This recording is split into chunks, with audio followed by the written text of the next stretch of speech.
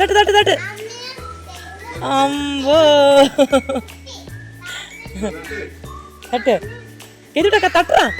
ചേച്ചി പെണ്ണെടുത്ത് ഒന്നിച്ച് അവനും അങ്ങ് വരും. ആ എപ്പിസം വീട്ടിക്ക് ഓടിവാ.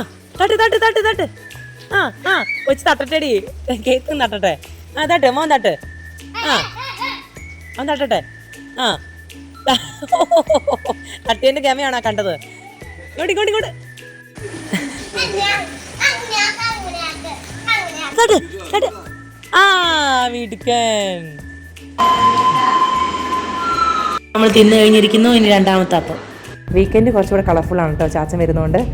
അങ്ങനെ പിള്ളേരോടൊപ്പം നന്നായിട്ടൊന്ന് എൻജോയ് ചെയ്ത് അവരെ ഒന്ന് എൻജോയ് ചെയ്യിപ്പിച്ച് ബ്രേക്ക്ഫാസ്റ്റ് കഴിച്ച് ലഞ്ചിനുള്ള പരിപാടിയൊക്കെ ഒരുക്കി. അപ്പോൾ ഈ തവണ മീൻ വറുത്തത് എയർ ഫ്രൈയിലാണ് കേട്ടോ, വലിയ കുഴപ്പമില്ല.